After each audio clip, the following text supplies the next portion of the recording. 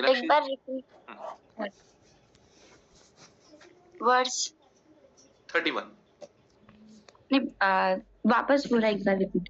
इब्रानियों 11:31। मेरा आवाज कट रहा है क्या? ठीक है ना? नहीं पास्टर जी। ओके। विश्वास ही से राहाब वेश्या आज्ञा न मानने वालों के साथ नष्ट नहीं हुई, इसलिए कि उसने भेदियों को कुशल से रखा था। वाह। अभी आप यहोशू के बारे में बात किया, उसके बाद राहाब के बारे में बात कर रहे हैं। आप राहाब का जो वर्णन है आप बाद में पढ़िएगा। यहोशू की पुस्तक 2 अध्याय 8 से लेकर 14 तक वचन, मैं पूरा नहीं, ये तो खैर पढ़ना ही पड़ेगा हमें, तभी हम समझ पाएंगे। यहोशू की पुस्तक 2 अध्याय 8 वचन से लेकर 14 तक वचन को जब हम पढ़ते हैं, हम राहाब के बारे में जानेंगे और समझेंगे कि वो परमेश्वर के बारे में क्या क्या जानती है। वास्तव में इसको जो बचाया गया ना, इसे प्योर ग्रेस बोल सकते हैं, अनुग्रह से बचाया जाना। और अगर हम देखें राहाब ने जो काम किया था, उस काम ने उसे बचाया, यानी जो उसने किया था। वैसे उद्धार कामों से नहीं मिलता, उद्धार प्रभु ही देता है, लेकिन पुराने नियम में राहाब ने जो काम किया, काम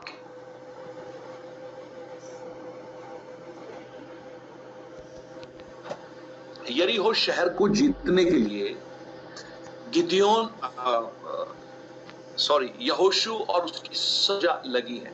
वो यरदन पार कर कर यरीहो के पास पहुंच गए और अब उन्हें जरूरी है कि वो जाकर उस नगर का भेद लें, उस नगर के बारे में जानकारी लें। नॉर्मली ऐसा होता था पुराने समय में, राजा महाराजा जासूसों को भेजते थे जिससे उनकी कमजोरी पता लगे कि उस देश की कमजोरी क्या है, कहां पर वीक पॉइंट है, जहां से उस पर अटैक किया जा सकता है।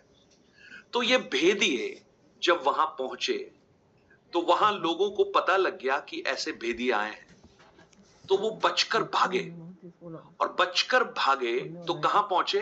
ये राहाब वेश्या के घर में पहुंच गए। उसका घर जो था शहर पनाह पर था ना, ऊंचे ऊंचे पर था। सो नॉर्मली जो हार्लेट्स होती हैं, वेश्याएं जो होती हैं, वो ऊंचाई पर होती हैं जिससे वो लोगों को दूर से ही आकर्षित कर सके। तो वहां पर जब ये लोग पहुंचे तो एक बहुत ही अद्भुत काम किया उस स्त्री ने।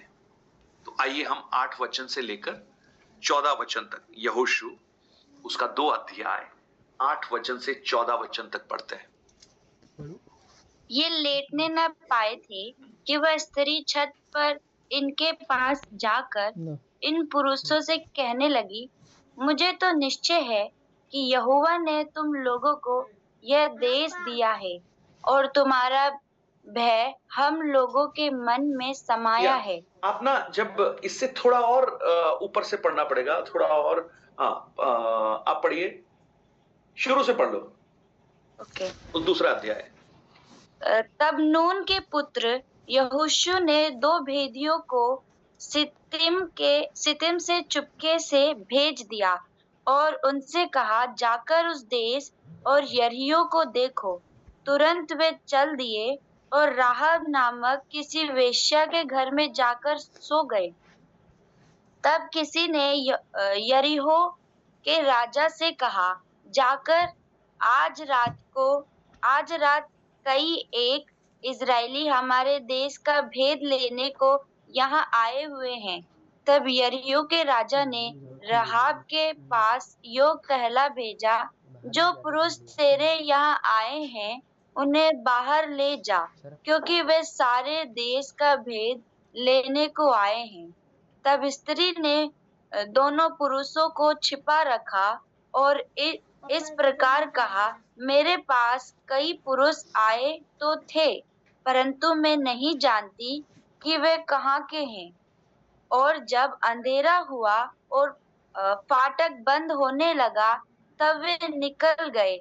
मुझे मालूम नहीं कि वे कहाँ गए।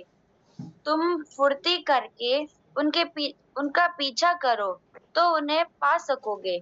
उसने उनको घर की छत पर चढ़ाकर सनई की लकड़ियों के नीचे छिपा दिया था, जो उसके छत पर सजा कर रखी थी। वे पुरुष तो अभी यरदन का देखिए, हाँ बस अभी देखो, दो जासूस वहां पर गए, और जब राजा को ये पता लगा तो राजा ने कहा उनको भेजो, क्योंकि वो भेदिए हैं, हमारे देश का भेद लेने आए हैं। तो इस स्त्री ने क्या किया?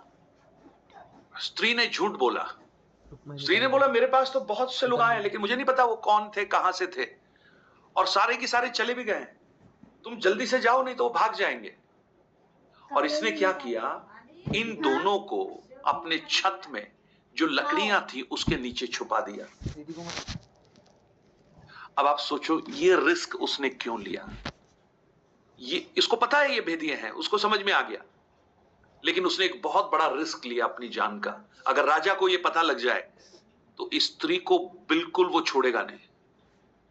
और जब वो लोग तो ढूंढने के लिए चले गए, फाटक बंद हो गए, और ये लोग वही लकड़ी के नीचे सोने वाले थे, तो स्त्री उनके पास आकर कुछ बातों को बोल रही है। और वो बात जब हम सुनेंगे तो हमें समझ में आएगा कि राहाब का नाम इस 11वें अध्याय में क्यों आया है। क्या क्या कहा उसने? वो उस पुरुषों से क्या कह रही है, देखिए।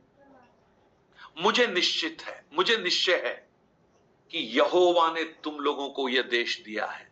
देखो, वो इसी देश में रहती है, और उसको पता है ये इजरायली हैं, और उसको पता है ये हमारे ऊपर आक्रमण करेंगे, उसको पता है ये हम पर कब्जा करने आ रहे हैं। तो अभी ये क्या कह रही है?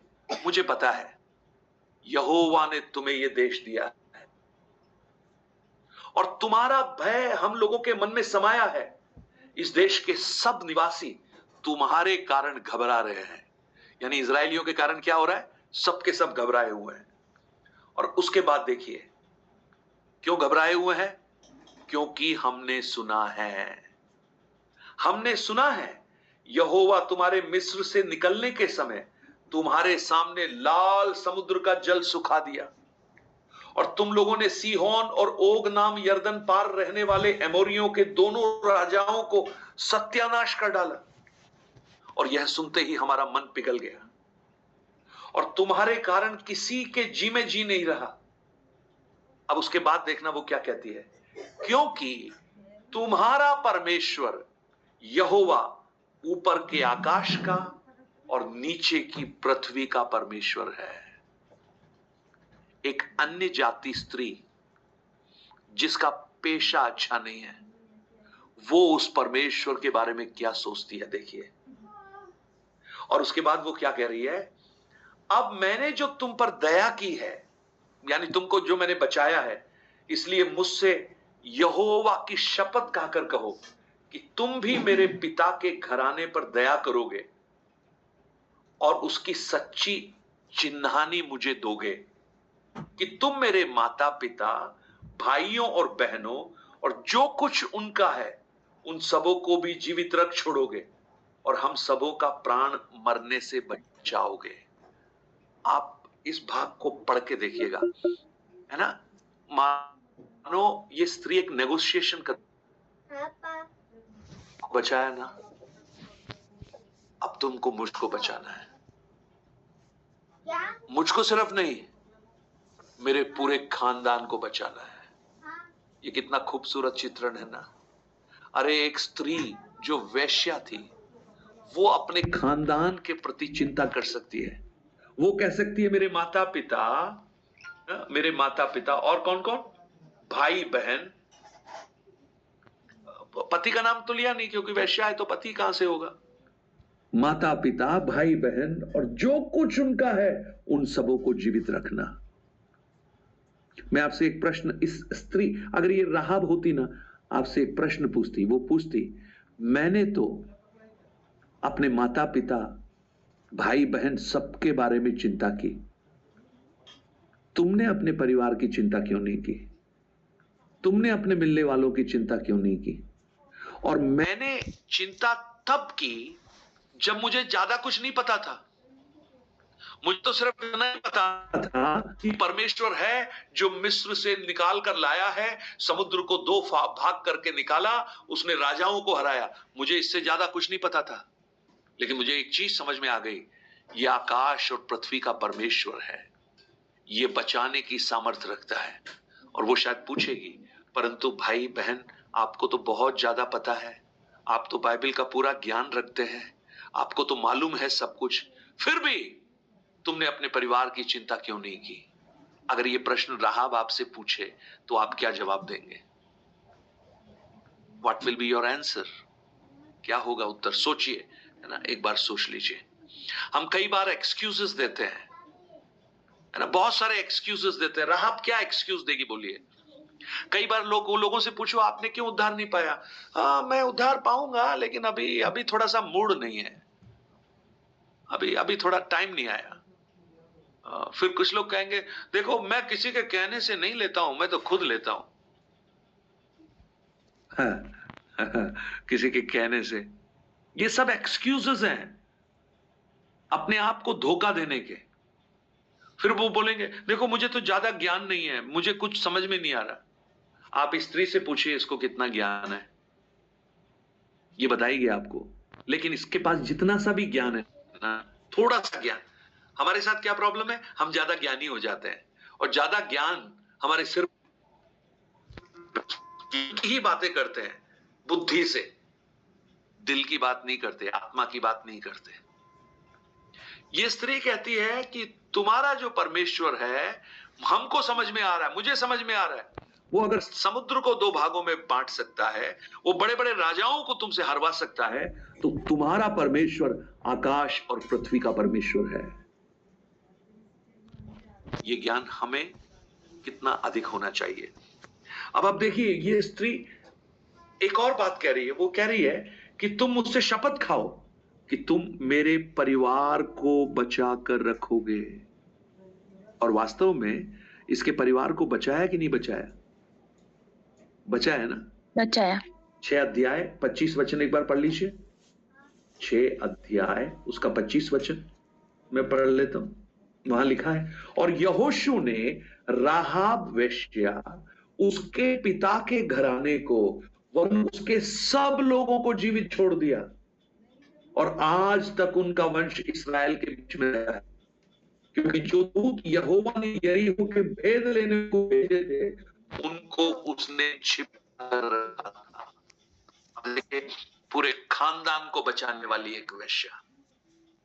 और इतना सिर्फ नहीं, जब आप आगे पढ़ोगे ना, ये जो राहाब है, राहाब ने सालमोन से शादी की। सालमोन, और सालमोन से बोवज आया, उसी के पीढ़ी में से बोवज उत्पन्न हुआ, और बोवज की पीढ़ी में से ही दाऊद उत्पन्न हुआ, और दाऊद की पीढ़ी में से यीशु मसीह उत्पन्न हुआ। आप मत्ती रचित सुसमाचार उसका पहला अध्याय एक उसके 4, 5, 6 वचन को एक बार पढ़ लीजिए। वहां पर राहाब का नाम आएगा। आप देखिए, एक वैश्या स्त्री जो जीवन में अच्छे काम नहीं किए उसने, लेकिन उसने एक अच्छा काम किया, उसने परमेश्वर के लोगों को बचा कर रखा, उसने उस परमेश्वर पर भरोसा किया। उस कारण परमेश्वर का अनुग्रह इतना बढ़कर उसके जीवन में हुआ कि उसको, उस स्त्री को यीशु मसीह की वंशावली में स्थान मिल गया। पढ़िए मत्ती 1 उसका 4, 5, 6 वचन। एराम से अमीनादाब उत्पन्न हुआ, अमीनादाब से नहसोन, और नहसोन से सलमोन उत्पन्न हुआ। सलमोन और राहाब से बोअज उत्पन्न हुआ, बोअज और रूत से ओबेद उत्पन्न हुआ, और ओबेद से ईशे उत्पन्न हुआ, और ईशे से दाऊद राजा उत्पन्न हुआ। देखो, आप देखिए उस वंशावली को देखेंगे, यीशु मसीह की वंशावली है, और उसमें एक नाम मानो चमकते हुए सितारे की तरह चमक रहा है। कौन? राहाब। राहाब कौन थी ये स्त्री? कोई पूछे ये स्त्री कौन थी?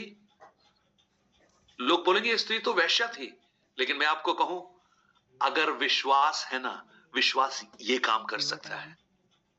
अगर विश्वास है उस परमेश्वर पर, तो संसार ने जिसको सबको रिजेक्ट कर दिया, निकाल रहा, पर वो यीशु मसीह की परदादी बन गई। देखो विश्वास कहां से कहां एक व्यक्ति को ले जा सकता है। और जब विश्वास होता है ना, सच्चा विश्वास कार्य करता है। याकूब की पुस्तक में हम यही देखते हैं। याकूब 2 अध्याय 20 से लेकर जब वचनों को पढ़ते हैं, वहां पर लिखा है कि कर्म रहित विश्वास जो है वो मरा हुआ विश्वास है। लेकिन इस स्त्री को देखिएगा, इस स्त्री को विश्वास सिर्फ नहीं, उसने काम भी किया। अभी जानते हैं क्या हुआ? तो इन भेदियों ने जब ये जाने लगे, जब सुबह हो गई, जब ये जाने लगे, तो उन्होंने पता है क्या कहा? तुम एक काम करना, लाल रंग की जो सूत की डोरी है ना, मतलब लाल रंग का एक सूत का डोरा, मतलब पतला नहीं, थोड़ा मोटा, वो खिड़की से बांध देना, क्योंकि उसका शहरपना पे घर है ना, खिड़की से नीचे लटका देना। ये हमारे लिए एक चिन्ह होगा, क्योंकि युद्ध के बीच में हमको कुछ नहीं दिखाई देगा, लेकिन हमको वो लाल रंग दिखाई देगा कि ये राहाब का घर है, इस घर को कुछ नहीं करना है। अगर तू ऐसा करेगी तो तू बच जाएगी। पर एक काम होना चाहिए, तेरे घर के द्वार के बाहर कोई ना निकले। अगर कोई निकला तो खून का दोष उसी के सिर पर पड़ेगा। आप बताइए, ऐसी एक और घटना हम बाइबल में देखते हैं, वो कहां है? बिल्कुल ऐसी की ऐसी एक घटना और देखते हैं हम, जब मिस्र से उत्पत्ति में कहां पे? सर, मूसा जब मिस्रियों को छुड़ाने के लिए गया थे, सब मर रहे तो उसमें सब अंदर थे। बिल्कुल वही मैं आपको जानना चाहता था। बिल्कुल ऐसी की ऐसी घटना थी, वो भी निर्गमन की पुस्तक 12 अध्याय में। वहां पर भी एक लाल रंग का निशान था, लाल रंग। यहां पर भी एक लाल रंग का निशान है। और दोनों में कहा था, वहां भी कहा था, अगर कोई घर के बाहर निकलेगा तो उसका मृत्यु का जिम्मेवार वो खुद होगा। यहां भी कहा, यदि द्वार से बाहर कोई निकला तो उसका खून का दोष उसी के सिर पर पड़ेगा। और यदि तेरे संग घर में रहते हुए किसी पर किसी का हाथ पड़े तो उसके खून का दोष हमारे सिर पर पड़ेगा। आप देखिए, ये कितना उत्तम एक चित्रण है ना। मैं और आप आज यीशु मसीह के लहू के अंदर है, और जब तक हम लहू में हैं हम सुरक्षित हैं। मृत्यु का हाथ हम पर नहीं आएगा, पक्का है। जो मसीह में है उन पर दंड की आज्ञा नहीं। इसलिए उसी के अंदर रहिए, उससे बाहर मत जाइए, उसको पकड़े रहिए, उसके अंदर रहिए। विश्वास से पीछे मत हटिए। बहुत से लोग हैं, एक बार विश्वास करने के बाद वो विश्वास से पीछे हट जाते हैं। लेकिन आज ये वचन हमें प्रोत्साहन दे रहा है, उसी में बने रहिए, आपको प्रभु बचाएगा। और इस स्त्री ने जैसा उसको कहा गया था वैसा ही इसने किया। अब आप सोचो, एक युद्ध होने वाला है और स्त्री को 2 लोग क्या बोल के चले गए? सूत बांध देना।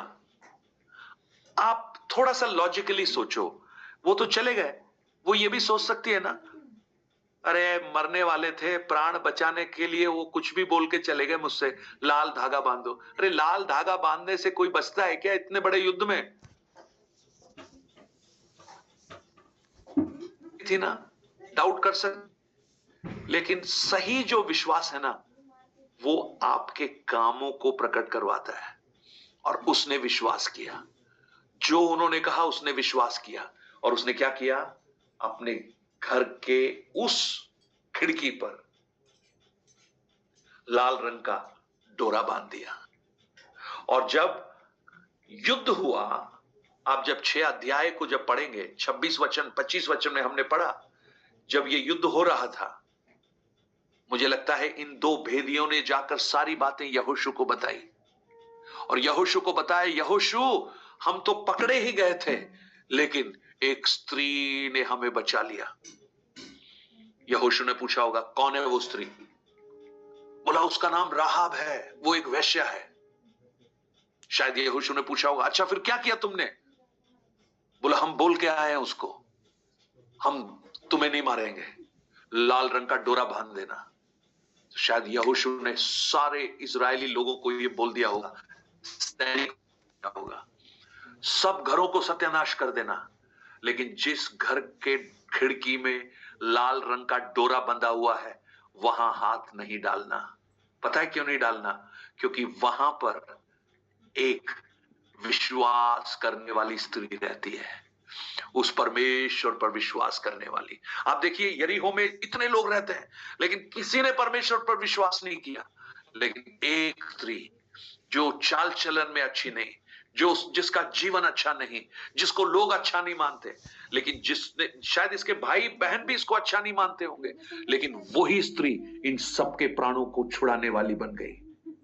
मैं आपको बताऊं, आप चाहे जो भी हो, आप अगर विश्वास करें, आपका खानदान परमेश्वर बचाएगा, आपके माता पिता बच्चे सबको परमेश्वर बचाएगा।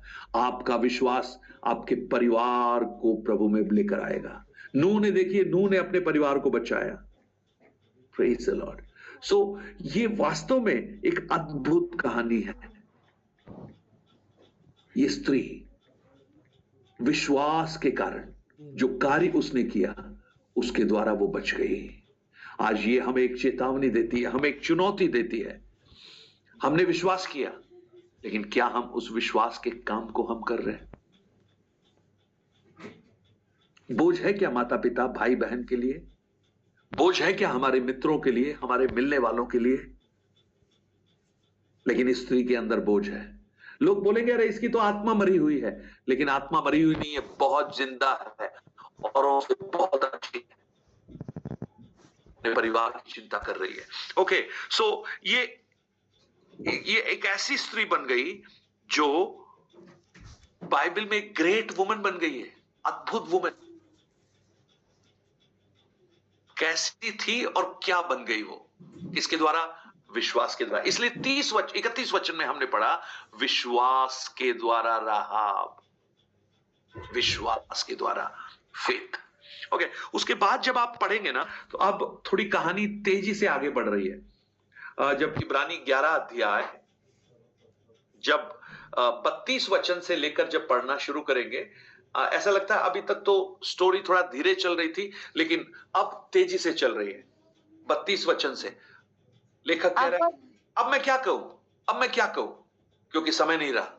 गिदियोन का, बाराक का, शमशोन का, यिप्ताह का, दाऊद का, शमूएल का और भविष्यद्वक्ताओं का वर्णन करूं। उन्होंने विश्वास के द्वारा राज्य जीते, विश्वास के द्वारा धर्म के काम किए, विश्वास के द्वारा प्रतिज्ञा की हुई वस्तुएं प्राप्त की, विश्वास के द्वारा सिंहों के मुंह बंद कर दिए, विश्वास के द्वारा आग की ज्वाला को ठंडा कर दिया, विश्वास के द्वारा तलवार की धार से बच निकले, विश्वास के द्वारा निर्बलता में बलवंत हुए, विश्वास के द्वारा लड़ाई में वीर निकले और विश्वास के द्वारा विदेशियों की फौजों को मार भगाया। विश्वास के द्वारा स्त्रियों ने अपने मरे हुओं को फिर से जीवित पाया। कितने तो मार खाते खाते मर गए और छुटकारा ना चाहा, इसलिए कि उत्तम पुनरुत्थान के भागी हो। कई एकों को ठट्टों में उड़ाए जाने, कोड़े खाने, बांधे जाने, कैद में पड़ने के द्वारा परखे गए, विश्वास के द्वारा परखे जा रहे। पथराव किया, आरे से चीर दिया, परीक्षा की गई, तलवार में भेड़ों और बकरियों की गले उड़े हुए इधर उधर मारे फिरे, जंगलों में, पहाड़ों में, गुफाओं में, पृथ्वी की दरारों में भटकते फिरे। संसार उनके योग्य नहीं था और विश्वास ही के द्वारा इन सब के विषय में अच्छी गवाही दी गई, तो भी उन्हें प्रतिज्ञा की हुई वस्तु नहीं मिली, क्योंकि परमेश्वर ने हमारे लिए पहले से एक उत्तम बात ठहराई है, वे हमारे बिना सिद्धता को ना पहुंचे। अब इन भागों को जब पढ़ेंगे ना, एक एक कहानी को आप पढ़ना। मैं 32 वचन से शुरू करता हूं। गिदियोन। आप जब इन न्यायियों के बारे में पढ़ेंगे ना, कई सारे न्यायी थे, तो उन न्यायियों के बारे में जब पढ़ोगे तो यहां 4 लोगों के नाम लिखे हैं। एक गिदियोन का नाम लिखा है, एक बाराक का नाम लिखा है, एक शिमशोन का नाम लिखा है, एक यिप्ताह का नाम लिखा है। 4 न्यायी थे और चारों ने अद्भुत कामों को किया। जब गिदियोन ने काम किया तो गिदियोन ने इजरायलियों को मिद्यानियों से बचाया, मिद्यानियों से। न्यायियों की पुस्तक 6 और 7 अध्याय में बाराक जब खड़ा हुआ तो बाराक ने कनानियों से इजरायलियों को बचाया। 4 अध्याय में बाराक कनान से बचाया, गिदियोन ने मिद्यानियों से बचाया, बाराक ने कनानियों से बचाया, और जो शिमशोन था उसने इजरायलियों को फिलिस्तियों से बचाया। फिलिस्तियों को याद है ना, गधे की जबड़े की हड्डी से 1000 लोगों को मार डाला उसने। और जो यिप्तहा था, यिप्तहा, वो आपको 11 अध्याय में मिलेगा, उसने अम्मोनियों से इजरायलियों को छुड़ाया।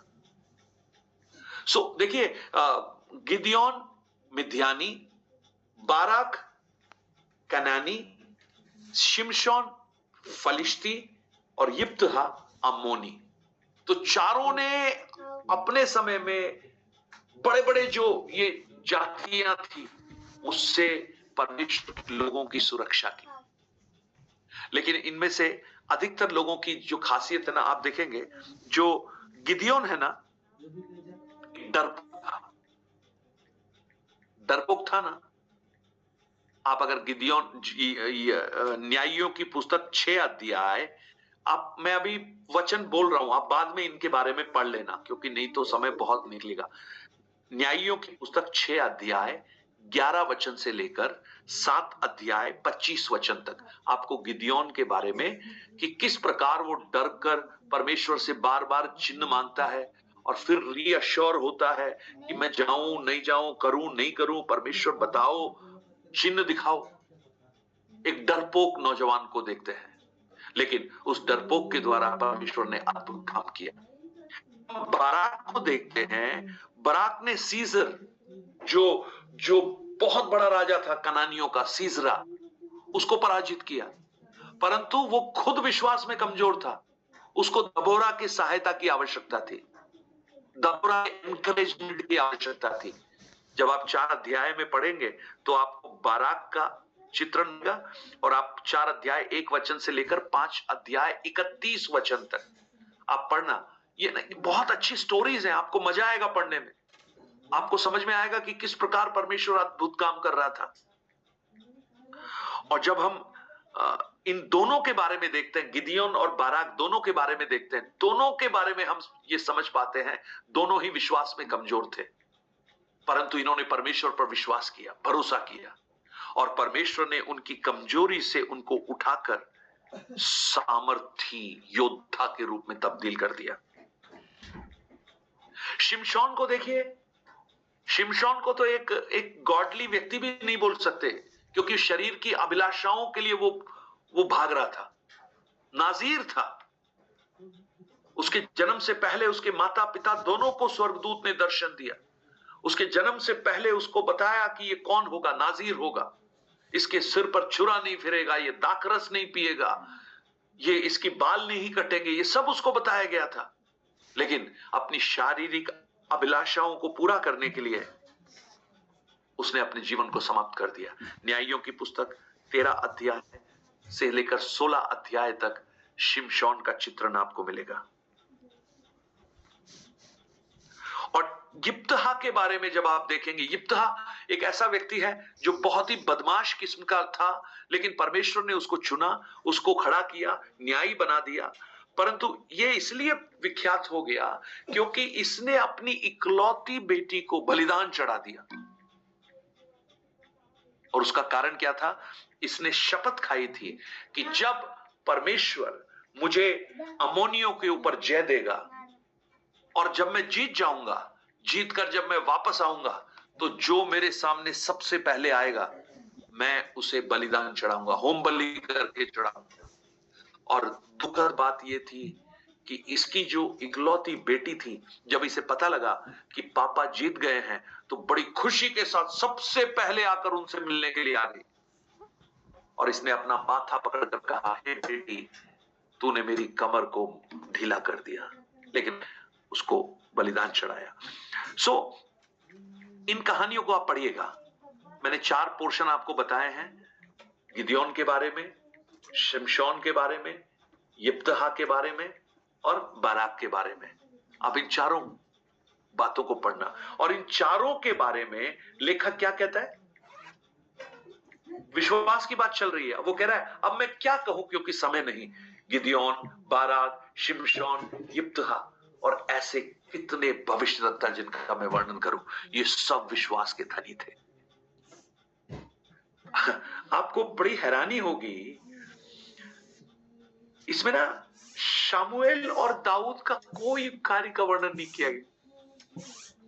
दाऊद परमेश्वर के मन के अनुसार चलने वाला व्यक्ति, वो भी कमजोर था ना कमजोर। बेतशेबा से उसने व्यभिचार किया, उसके पति को मरवा डाला। यानी जितने भी बड़े बड़े विश्वास के योद्धा जो आप देख रहे हैं, वो हमारे समान कमजोर लोग थे, कई बार पराजित हुए, लेकिन उनकी सफलता ये थी कि पराजय होकर वो बैठे नहीं रहे। उन्होंने अपने घुटने मोड़े, परमेश्वर के सामने नतमस्तक हो गए और कहा प्रभु माफ कर दो, हमें एक और मौका दो। परमेश्वर ने एक और मौका उनको दिया। पौलुस तो यहां तक बोलता है, पहला तिमुथी 1 अध्याय उसके 15 वचन में, ये मानने योग्य बात है कि प्रभु यीशु मसीह पापियों को बचाने के लिए इस संसार में आए, जिनमें सबसे बड़ा पापी मैं हूं। I am the chief of them. आपको शायद ऐसा लगेगा, मैं भी सोचता था ऐसे ही कि मुझ में क्या है जो परमेश्वर मुझे इस्तेमाल करते हैं। मैं क्या हूं? छोटे से गांव में पढ़ा, कुछ आता नहीं अच्छे से, बाइबल का कोई ज्यादा नॉलेज नहीं है, और मेरे माता पिता का कोई बहुत बड़ा वर्चस्व नहीं है, कोई वो बहुत बड़े लोग नहीं है जिनको लोग जानते हो। तो मुझे परमेश्वर कैसे इस्तेमाल कर सकता है? मुझे क्या मतलब किस तरह से करेगा मुझे? मैं यही सोचता था।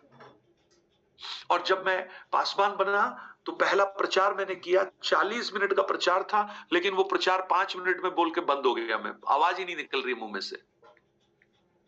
लोग मेरी तरफ देख रहे हैं और मैं खड़ा हुआ वहां पे, स्टन हो गया बिल्कुल। मैंने कहा मैं तो हो ही नहीं सकता, मैं प्रचारक तो बन ही नहीं सकता, प्रचार में कर ही नहीं सकता, क्योंकि आवाज ही नहीं आ रही है। लेकिन मैं कहूं, हमारी निर्बलताओं में, हमारी कमजोरियों में जब हम प्रभु पर विश्वास करते हैं तो प्रभु अपने अद्भुत कामों को प्रकट करता है।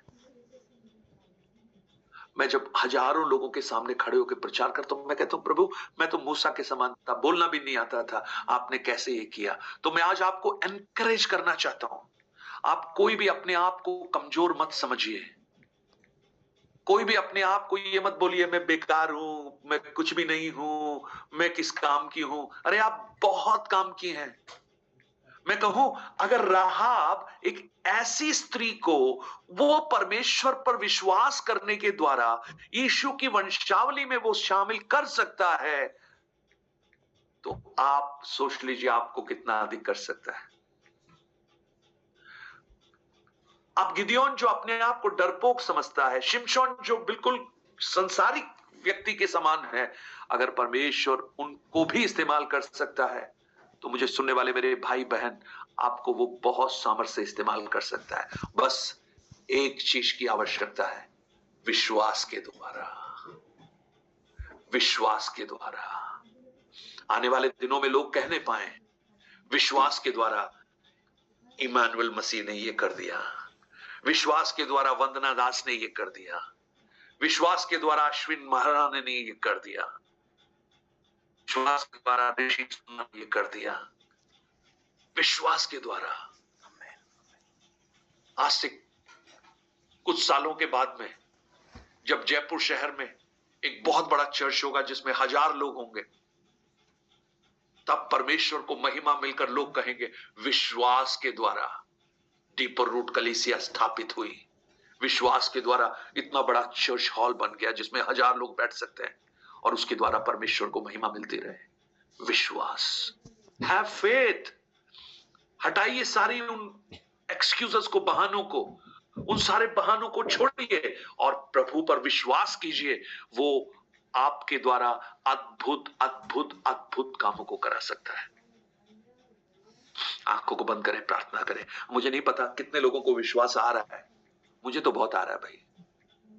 Praise the Lord. विश्वास के द्वारा प्रभु बहुत कुछ कर सकता है। Let's pray. आंखों को बंद करें और उस परमेश्वर से कहें, परमेश्वर हम आपके चरणों में आते हैं। हमारे जीवन में कई बार उतार चढ़ाव आते हैं, कई बार हम विश्वास में कमजोर हो जाते हैं प्रभु। परिस्थितियों को जब देखते हैं तो हमें परिस्थितियां दिखाई देती हैं, बीमारी को देखते हैं बीमारी दिखाई देती है, ओ हमारे जीवन की तकलीफ देखते हैं तकलीफ दिखाई देती है। और कई बार हम ये भूल जाते हैं